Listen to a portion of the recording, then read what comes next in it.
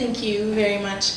And this is a really important question given our riding and given the strong rural identity that we have. And really the number one thing that we're going to do is really support farmers and support our local farmers and really recognize the work that they do as stewards of the land. And they need to be compensated and they need to be recognized for the work that they do. And so I think that is really important as a start. And despite the plans and the promises to prevent urban sprawl, it's still happening, as we know. And despite community groups challenging that, they're getting bogged down. And so one thing that we want to do is put an end to the developer, the strategic law, actually preventing public participation, SLAP. So those lawsuits that really muzzle local groups really need to stop, because it's not fair, obviously, that the valuable voice of community is not being heard. And we really want to invest in communities, and one of the big ways of doing that is strengthening municipalities and doing things like offering to split transit costs with them so that half of the cost of their municipal transit systems can be paid for by the province. That's going to free up some important dollars so that the municipalities are going to be able to invest in expansion and the capital builds that they know are important, so that the municipalities are going to be able to work in partnership with the province. And before I get the flag, I think that's really all I'm going to tell you about for now. Well, thank you very much. It is really an important question. You know, we tackled, when we formed government in 2003, we tackled this head on, but we need to do more. So what did we do? To enhance, frankly, what the NDP started and then the Conservative finished with the Oak Ridges Moraine. We've adopted that and strengthened. There's going to be a review of the Oak Ridges Moraine in the next couple of years to make sure that it's on the right track. But we went one step further. We created the greatest green belt that's bigger than the size of Europe for two things. One, to protect the environment, and one, to protect the farming. So the green belt is a signature piece of good land that's great farming for farming, and also to protect it for our future. We've also allowed for expansion of the green belt at the will of local municipalities. And I can tell you right now that there's municipalities that have applied. There's a process to go through that they've applied to expand the green belt. And as a government, once that's decided at the local level, we're more than happy to increase the footprint. So we have a process in place. The other piece is, and you refer to the question, the Greater Golden Horseshoe. The very first in Canada, where there's a growth plan for an area.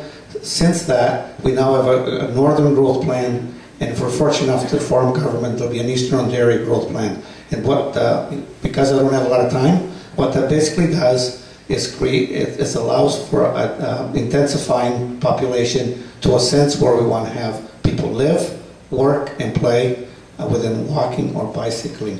And that's a long ways off, but the plans have started for that to happen. So thank you.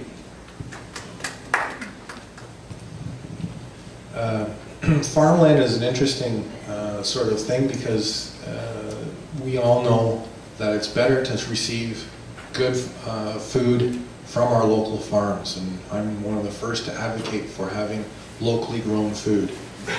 Our urban environment, though, sort of is based on a non-responsible use of converting our farms over to housing tract and suburban developments. This is a really bad way to promote our growth of our urban environment, and doesn't allow for the replacement of that farmland with additional acreage that is able to provide for the foods that we want to have.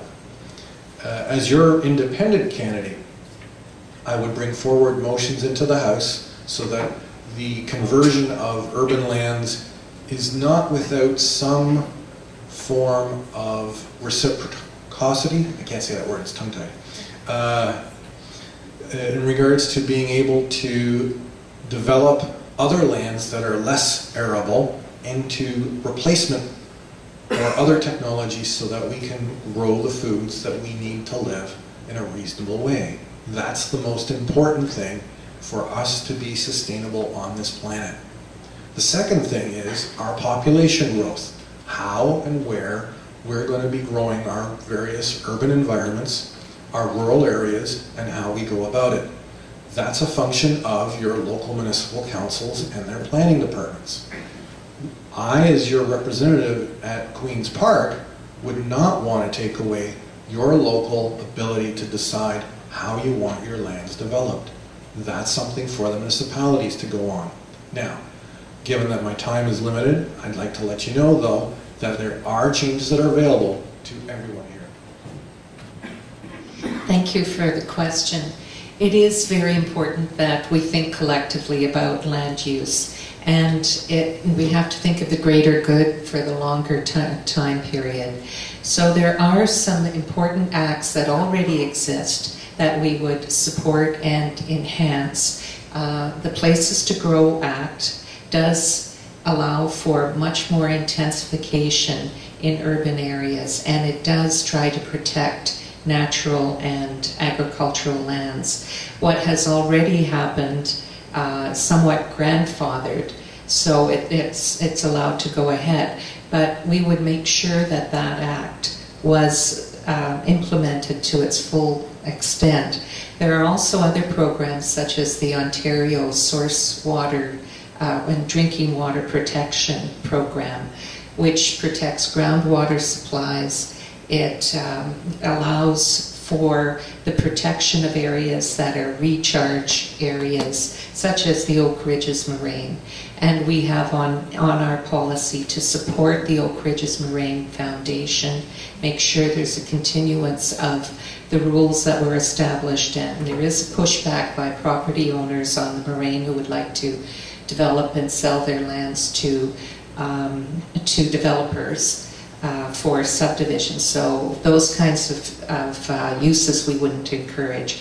We also have a plan to make sure that environmental stewardship is funded so that farmers have another alternate source of income for the environmental services they provide, protecting groundwater, surface water, and forests.